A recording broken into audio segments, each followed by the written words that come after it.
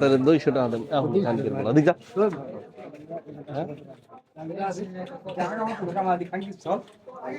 আমাকে এলাকাতে পুরো গরম এলাকাতে যাওয়া যাবে না কদিন পরে হাইট খানকির বলাই করছে কি দুইটার কোবাইছে এটা তো না